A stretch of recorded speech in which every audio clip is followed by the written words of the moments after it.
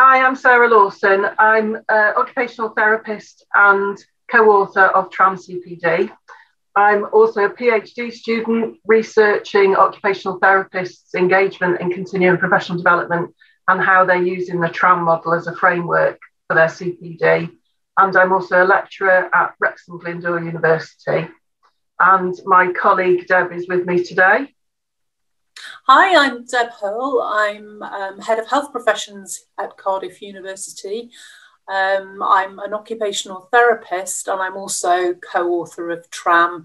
And through some of my research for my prof doc, I've also been investigating the Tram model.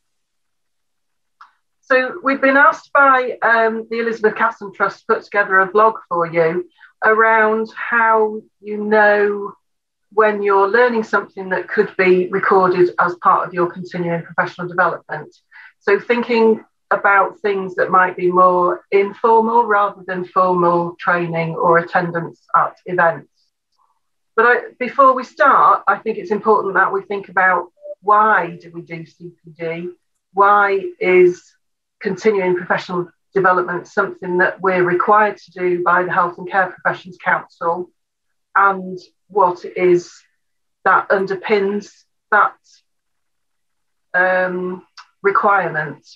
So the main thing for me, and around a lot of the reading I've been doing as part of my PhD and work with Tram, is that the main reason that we do CPD is so that the public know they can trust us. It's important that when we think about ourselves, when we go to the doctor or the dentist or a physiotherapist, whoever it might be that we're going to see for a personal issue, we have trust that they will either be able to prescribe something for us there and then, or that they will, in the case of the doctor, be able to refer us on to someone who knows more than they do about whatever it is that we're asking them about.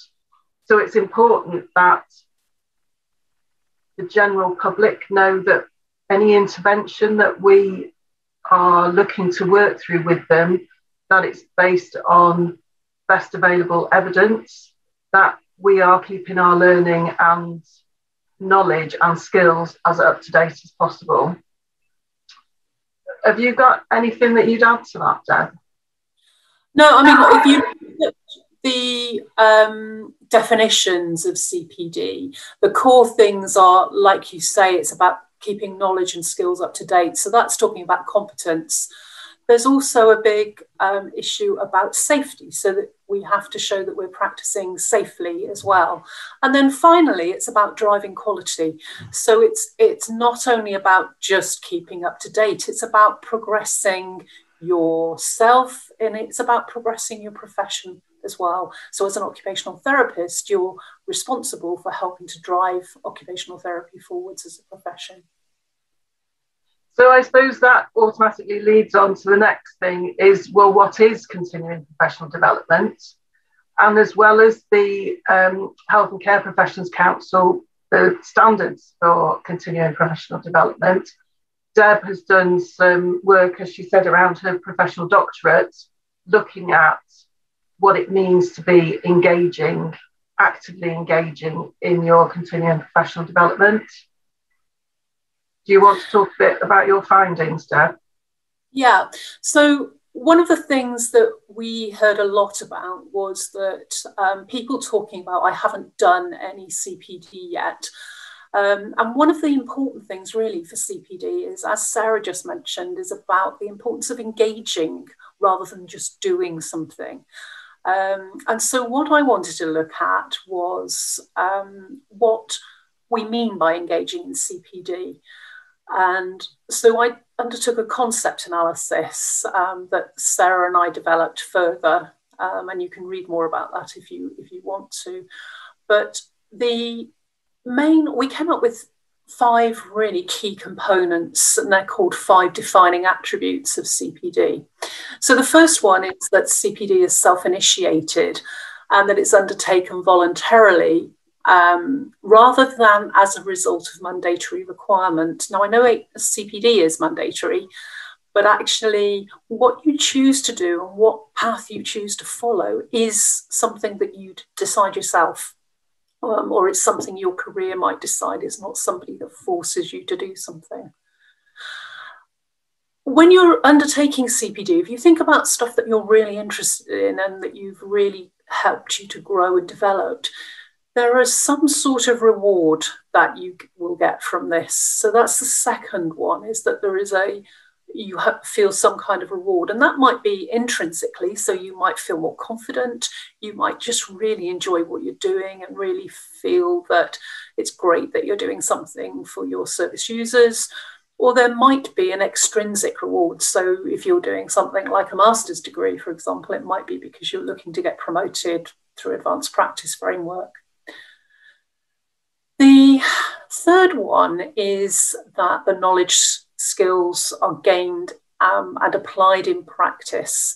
So you'll see this with the Hcpc standards, that it's not just about undertaking CPD, it's about doing something with the stuff that you've learned after you've been developing your skills or knowledge.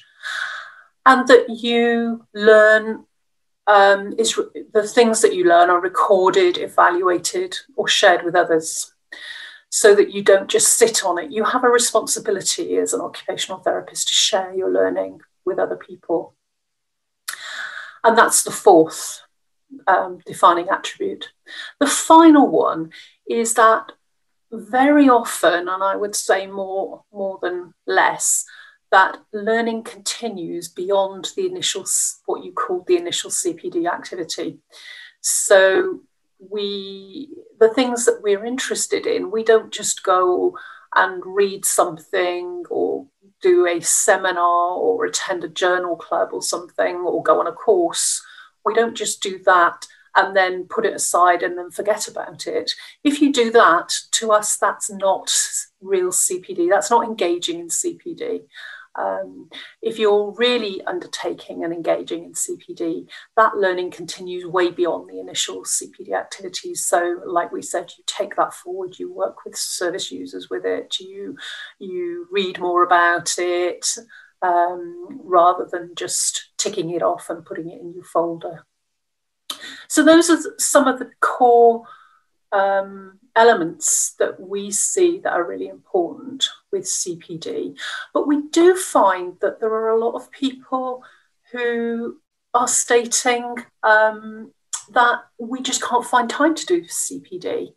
And they struggle to actually find that time. They struggle to, they say, oh, I can't attend conferences, for example. And we've already just seen that actually courses and conferences probably, in our opinion, come quite low down in terms of CPD that people are doing. And we've thought quite a bit about this. Sarah, can you talk us through some of the things that we've thought about with relation to how you find this time to undertake CPD? Yes, and I think some of the issue is it's not so much about finding time to engage in learning activities, it's about making sure you find the time to record it. Because I can't think of any occupational therapists I've spoken to who aren't in some way learning something almost every day, if not every week, because that's the requirement of working with the general public. Is if we're working in a truly holistic, person-centered way, and everybody's an individual and different, then we need to often learn something to work with each individual person. And it's about finding the time to actually record that learning and recognise the learning as well. So it's not just about thinking, well, I haven't done any CPD, I need to read an article or go on a course. It might be that within your day-to-day practice, you've had to go away and look at more about a medical condition, or you've got a practice-based question that is driving you to go and find something new out. And it might be that that could be the start of a CPD activity. And if you can capture that and record it in some way, you might be on the start of being able to make the best of everyday opportunities that arise not only within your workplace, but also outside of the workplace. So it's not, your learning and development doesn't necessarily have to be specific to occupational therapy.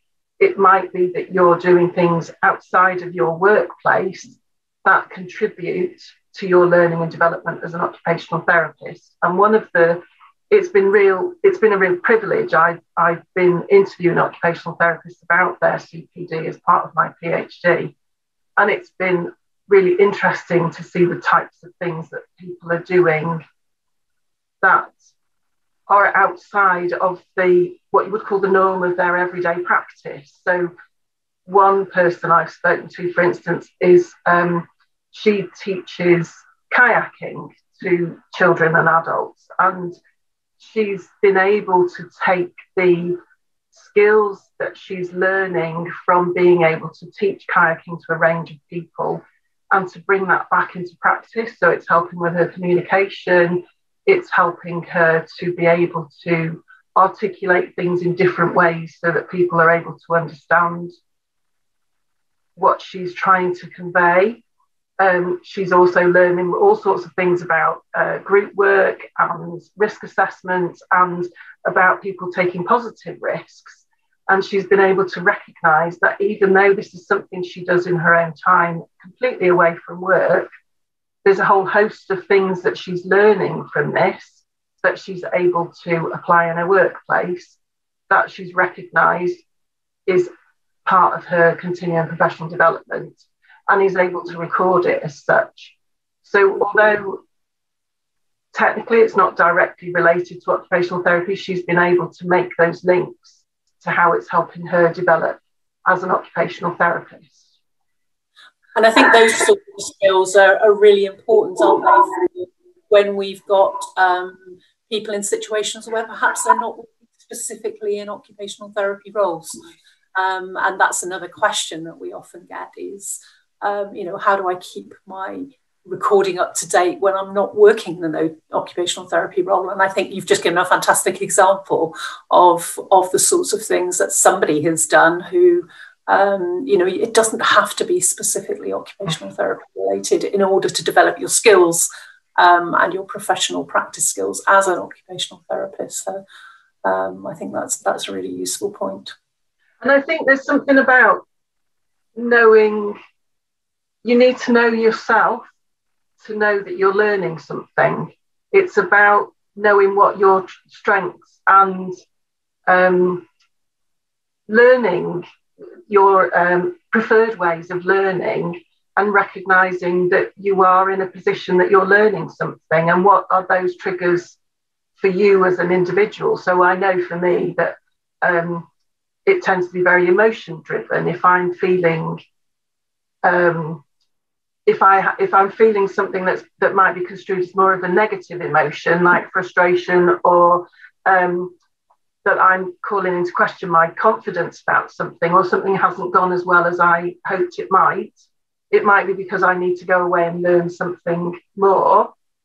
And if it's that I'm feeling something's gone really well, that I'm feeling happy, that I feel confident, it might be that I've learned something and applied it, and that it's gone well. So that there's something about being able to know yourself and know what your triggers are, that you're learning something, that maybe you need to just stop and pause for a minute and think, actually, this could be the start of something that I need to record as part of my continuing professional development. And then it's about how you will look in a moment about how you might go about recording that. But I suppose there's something about knowing yourself and those conversations in the office and within the team that reinforces that learning as well. And I think it's really easy to get overwhelmed with, gosh, there's so much going on, I'm learning so much.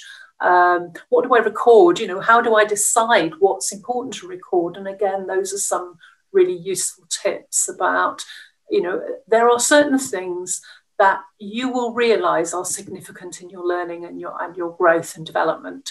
And it's those things that you need to reflect on. But as Sarah said, it's not only important to think about those things that have perhaps gone wrong or that you don't know and you want to develop further. Sometimes it's really worthwhile reflecting on something that actually has gone well. So please don't forget the good things. Please don't forget about the stuff that's really, that's made you feel, actually, that's brilliant. So think about, why did that work? Why was that something that was significant in your learning? Because, as I say, it's really important to learn from those things that we do and that achieve what we want to do, because we can go on and do more with that. And I think that's key as well. You said there about feeling overwhelmed. And I think certainly often as newly qualified staff, or if you've gone into a new role, it's very easy to feel overwhelmed just by the sheer amount of learning that opportunities that are available, just because you're in a new role. And I think there's a whole host of, there's obviously the resources that have been supported by the Elizabeth Caston Trust to support newly qualified staff transition into practice. But it's also about recognising that learning those coping skills and those coping mechanisms could also form part of your continuing professional development. You being able to manage those expectations as a newly qualified member of staff, or as somebody going into a new role, developing those personal skills and knowledge and coping strategies can also be a vital part of your continuing professional development, as long as you record it as such. But it's about recognising every opportunity to learn and develop and record that. That is important, not just about attending things or collecting certificates, for instance. And, there's a lot of things that we're doing at the moment in our workplace that are fantastic elements of CPD. And, if you're undertaking an evaluation project, for example, that you've learned skills within that of project management, of communicating with people, about presenting data, those are massive skills. And yet very often we'll hear from people that it's only CPD if they go and present that at conference. But actually the presenting at conference is really just the dissemination. The skills and development that you've undertaken has been through that project. So even if you don't get to go and present it at a conference, it means that you have undertaken enormous continuing professional development in your career. So I think what we've done is we've had a look at quite a few different types of CPD, and we've hardly mentioned courses at all within that. And one of the things I know quite a few of you, it's not my area of strength, but quite a few of you are undertaking CPD is through social media and the use of social media at the moment. And Sarah, I know you've got lots of thoughts about how that can be recorded. And I wonder if you can. And I suppose for me, I've really embraced the whole social media aspect of contributing to my learning and development. My preferred platform is Twitter, but it's about looking at being creative with how you record learning and development from social media. So it's not enough to say that you've participated in something in social media, or that you've followed somebody on social media. It comes back to this active engagement again. So you might learn something from social media, but it's about then what you do with what you've learned and how it contributes to your learning and development. And there's a whole host of ways that you can record your social media use.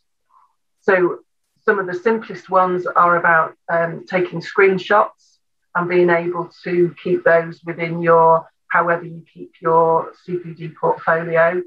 There are apps that you can use to collate your social media use or useful information that you find on social media. And whilst I'm not going to name specific ones because the apps and programs change and develop all of the time, there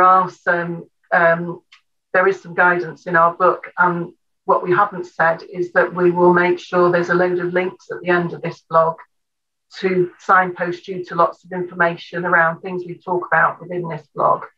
There are often platforms, particularly like OTalk, which happens on a Tuesday evening. They have resources on their website that can help you capture your thoughts from contributing, or even if you lurk on an OTalk, around how you might capture your learning and development from engaging in that particular talk on Twitter. You might write a reflection. There are a whole host of ways that you can record your social media use that take it beyond a tweet or a picture on Instagram or something that you've downloaded from Facebook. And there's a whole host of things you need to consider about credibility and how you will use anything you've learned from social media, which is way beyond the scope of what this blog is for. But again, there's lots of advice and information in our book. But I suppose there's also one thing that I find, and is something that I've read a lot around because of obviously doing a PhD in the subject, is people talk about a CPD portfolio and a CPD profile. And they use the terms interchangeably, and yet to my mind, they're very different. So a CPD portfolio is yours. It's personal to you, and it's your umbrella. It's how you store, organise, collate all of your CPD, however you choose to do that. A CPD profile is what you submit if you're called to audit by the Health and Care Professions Council. And it's a very specific requirement for what you submit. And you would select the relevant bits out of your CPD portfolio to submit as your CPD profile to the Hcpc. The main thing I think that is important is that you keep a continuous, up-to-date, accurate, chronological list of all your CPD activities, which is standard 1 of the Hcpc standards for CPD. And it's about finding a way that works for you about how you do that. But that if you can get yourself into a routine of recording something, I mean, the advice I usually give is you should be aiming to record at least one thing every month. It might be that you have a month where you've had some really rich learning opportunities and you record a lot more than one a month. But I think once a month is a really realistic, achievable aim for that we can all manage. Because if you keep on top of it, it only takes a couple of minutes to record and to keep that index going. And one of the tools we've developed is something called a Tram Tracker, which is freely downloadable from the website. But it just enables you to keep that running record that helps you meet Hcpc standard 1. And also, one of the things I found with talking to people is that they find it really, it's part of the intrinsic motivation that Deb was talking about in CPD engagement. There's a real sense of achievement when you can see in one place all of your learning and development and how you've used it and who's benefited, and having a plan for what you might want to do next. Is there anything you'd add to that, Deb? Only that I think what can happen is that you record, I mean, the tracker or any means of recording that running record can be very scant information. It doesn't have to be detailed, but sometimes the problem is that you might record that and then you come back to it and you think, I can't remember what that was all about. I can't remember exactly what I did or what I learned from that. So there are sometimes it's worthwhile possibly just keeping a short log for yourself. It might even be handwritten, just a few notes of, I did this and this is what I learned from that, or this was why this learning was significant. These are the things I want to talk about later. This is the person, this is the person that had this problem and I worked with them about this and I want to come back to that. Again, one of the things we've developed, one of the tools is a Tram Trail, and that's for that sort of purpose, is to put a bit more depth down so that when you come back to it, you've got those memory joggers. Because, as I say, otherwise it's very easy later on in the day to come back to it a couple of months later and think, I really can't remember what I'm supposed to be doing here. So I think that's probably the other bit of advice that I would give. So certainly you have to keep the running record. That's what Hcpc require. But remember, CPD is not all about Hcpc. It's about you and your professional development. So just keep those additional logs, keep additional notes so that you've got something to come back to. And that's often with students as well to do. I think that's one of the things that's come out from talking to people, is just the amount of varied different ways that people use to do that suits themselves. So some people send them themselves an email from work with just a very, a line or a bullet point about something they've done that they want to record in more depth, or just as a memory prompt. And then they have a folder in their personal email where they just have all of these things stored. Other people have a very colourful, creative, handwritten journal that to somebody else wouldn't necessarily make a lot of sense, but it's personal and meaningful to them. They can look at a page and it reminds them what it was they learned, what their thoughts were at the time. It's very personal and individual to them, but it's creative as well, because I know other people that draw cartoons or voice record. Somebody I spoke to voice records thoughts, particularly when she was driving. So she had an app on her phone that just meant she could record things while she was driving between visits or on long journeys. Just trying to think. I know you love mind maps. So they love mind maps and they're very creative, very pictorial, but they really give some good indications about what links with what and what people were thinking about at the time. And they can be very, very pretty as well, and be quite stimulating to go back to. So yeah, there's lots of different things, and all these things I think can be included then in the thing that Sarah was talking about before, which is your portfolio. So remember, your portfolio is your own personal document of some kind, which is where you contain the information from your professional development. So it will include things, things like your reflections. It will include the learning points. It might include your mind maps. It might include comments from others. But it's a way of collating that information.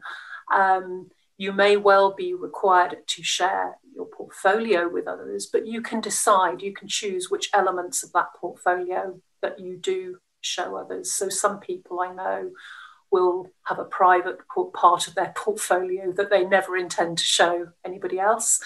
And then they'll have the public side, which will be available if they go for interviews or to pull things out in order to complete the profile for Hcpc. But in terms of going about that portfolio, we're often asked about how do you put together a portfolio? And again, for us, this is a very personal thing. So, for example, Sarah is very good at working online, and I'm sure has a lot of information that she curates digitally online. That's not my strength, as I mentioned before. So I have my portfolio is kept on a file on my laptop, and I either copy things or save things. When I reflect, I put those on my laptop. and save those in a file. Other people like a hard copy, and that's absolutely fine. It's whatever suits you. And in terms of how you organise it, again, this is a personal thing. So if you're somebody who, for example, thinks actually what I find really easy is looking at the pillars that are identified in the Royal College of Occupational Therapists Career Development Framework, you may divide your portfolio into those sections, and that might be something that you then insert different things in each of those different sections as you go along. Some people prefer very much to perhaps divide it into courses, journals, reflections, certificates, seminars and workshops, those sorts of things. So, but there's no right or wrong way to divide your folder. What works best for you? The important thing for a portfolio, it's your record. So you're the one who needs to find their way through it rather than what works best for anybody else. As long as you can find your way through it and you know where to go to get things if you're required to present them for some reason, then actually how you divide it up is entirely up to yourselves. So if you're expecting a magic solution that this is what a portfolio looks like, I'm afraid we can't do that. I think the important thing though is make sure that you keep your running record at the beginning. That's quite often useful to do, and you might have that as your index, or you also might have a different index depending on how you've organised it. And I think, I was just going to say that people have different ways of reminding themselves to record something. So again, coming back to people I've spoken to, some people prefer a sort of like a lever arch A4 file that they keep on their desk because it's a visual reminder to put things in it as they happen. Other people much prefer to use keep it electronically or on a USB stick or on their own computer, in which case you can set up your computer to give you a reminder as often as you wish to actually record something. But again, it's very individual. It's very much about finding what works best for you. And I think sometimes for students are newly qualified and often for people who've been qualified for a while, it's a process of experimentation, of finding what suits you, what works best for you, and being willing and open to try new things, I suppose. And as long as you keep your records in a way that's meaningful for you, that you would be able to collate a profile if you needed to, there is no magic answer to the question. It's about understanding yourself again and working out what's best for you. And I think also it's about not being frightened to actually get rid of things as well in your portfolio.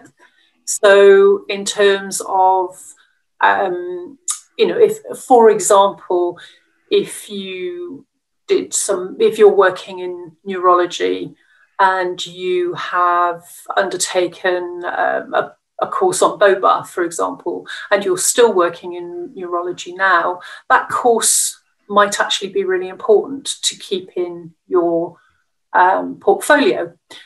But if you've moved on and you've done something and you're working now in a different area, so like me, for example, I did work in neuro, but actually my area now is education. I don't keep any of my neuro CPD stuff now in my portfolio, as tempting as it is, because some of those courses were really good at the time, but they're not things that inform my practice now. So they've been well and truly removed from my document. And I think that's really important, that you continually review your portfolio and think, okay, what is important to me at this moment in time? What are the things that actually are showing what I've done? Sometimes what I say to people is, if you don't want to lose them all together, what you can do is just do a record or a summary of those things. So students initially might keep their placement information and their comments from their supervisors in their portfolio. But 5 years down the line, comments from placement supervisors aren't that relevant, but they don't want to lose that record of the sorts of experience they've had in the past. So I say, well, okay, condense that down to 1 page and put that in your portfolio instead, rather than having all these documents with lots of comments from people and how well you did on placements and things, which now is taking up a lot of unnecessary space, either in your hard copy or in the cloud or in on your file on your computer. So I think, I say that's another important part, is just continually think about, okay, what's really useful to what I'm doing at the moment. And don't be frightened to take things out of your portfolio too.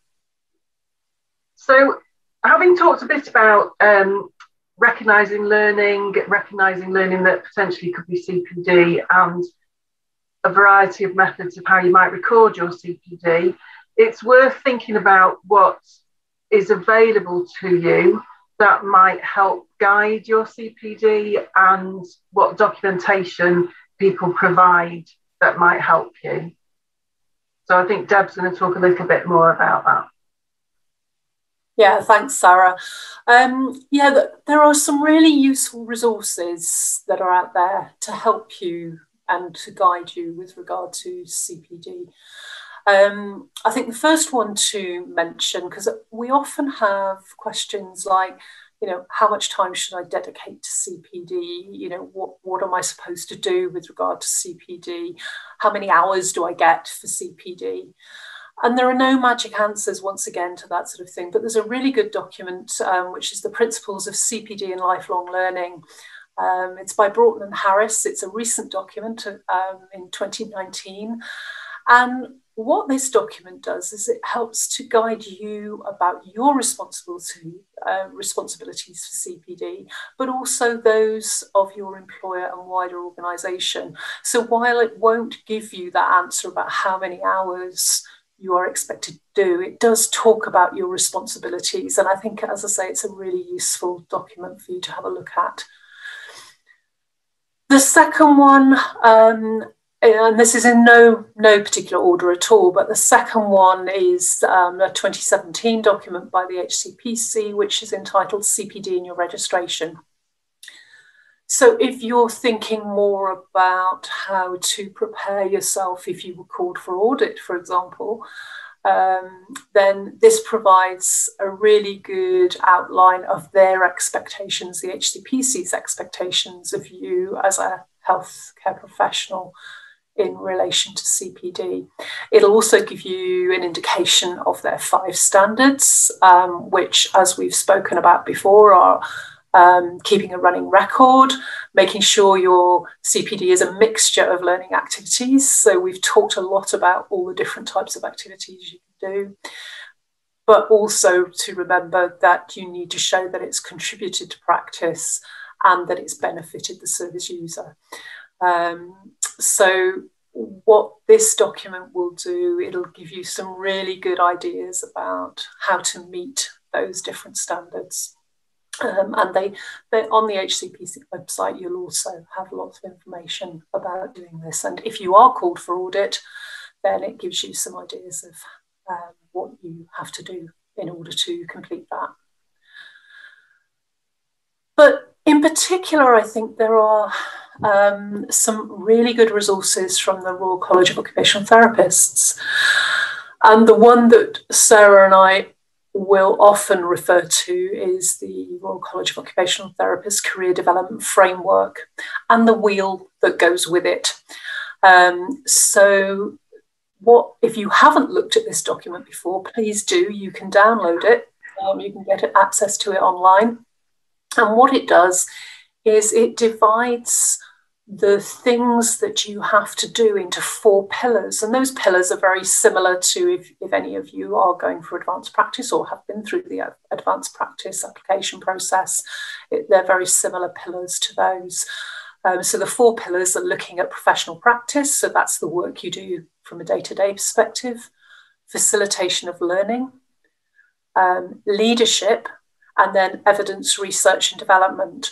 And what this framework looks at is it looks at those 4 different areas and the sort of expectations you might have looking at each of the areas over 9 different levels. And please don't get those levels confused with the NHS bands.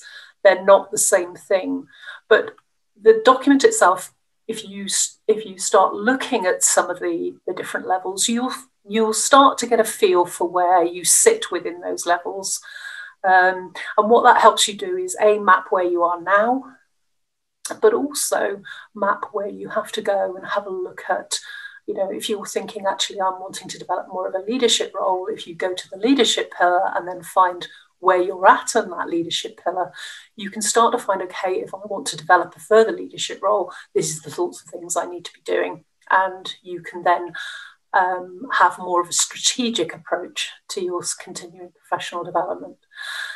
So we find this document particularly useful, and I know when we've used it with students in education, they also find it really useful to sit and chat to each other about it, because it helps to really bring those levels to life. So I would advise, if you're struggling to place yourself on the career development framework levels on your own, then go and chat to a colleague about it and have a look at, you know, what they have done in relation to what they think, where they think they fit, and what they've used to evidence where they are. They might be able to think about actually where you've been that you're not able to acknowledge yourself. So it's really useful, I think, sometimes to talk this through with colleagues as well. And then the wheel, if you haven't seen the wheel before, that's just a document that you can quickly record where you are, and you can look back at where you were, re-amend it, change it to show where you're developing, where you're going. I think the other thing with the career development framework is that you might well find it's not just a case that you grow and develop and you continue to get higher and higher and higher. There will be times when you actually go back down to novice. So say, for example, if you're working in professional practice and you've become an expert in the area of adolescent mental health, for example, and then suddenly you take a career move into education, the likelihood is that actually your level or your in different areas will then decrease, and you will initially decrease in, say, education, because facilitation of learning, because that's where your starting point. But that area might grow, whilst your professional practice skills, you might actually start to feel that you're losing your professional practice skills a little bit in terms of specific areas of specialty. So that might come down a bit. So please don't think you've just got to continue growing in areas. It's okay to take a step back sometimes and actually start learning again. So that would be one of my core recommendations, I think, is that you have a look at the career development framework. And it's also worth saying with the career development framework is the actual framework is free to anybody to download. Yeah. And the Royal College of Occupational Therapists have a whole host of tools available to help you use it, where if you're a member of the Royal College and once you're logged in, you can download the tools. Yeah, absolutely. And I think, I mean, the other thing is that obviously one of our key interests is continuing professional development. That's why we're here to talk to you today. So the book that we have written, which is a strategic guide to continuing professional development, and it also talks about the Tram model, that's actually available electronically from the Royal College of Occupational Therapists. So if you're a member of the Royal College, then you can access that for free through their electronic resources. So that might be something, and that talks in a lot greater depth about the sorts of things that we've spoken to you about today. And then obviously we'll talk to you about the Tram model as well, which is not something we're saying you have to use, because there are so many different things that you can use out there. But it is something, if you're looking for a framework, looking for something to guide your thinking, or looking for some tools to download to get you started, then that might be really useful. And you can go to the website and download anything for free from there as well. So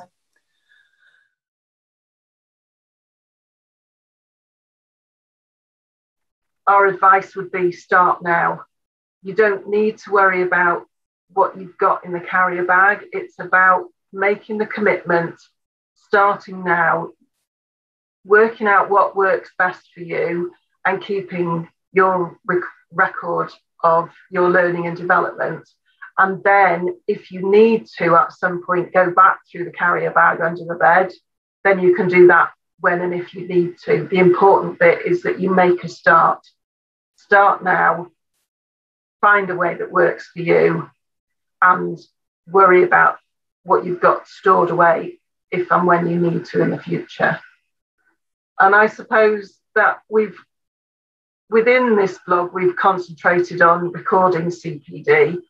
And the important bit moving forward is that you think about how you're going to use what you've learnt. How are you going to apply it in practice to benefit yourself and other people?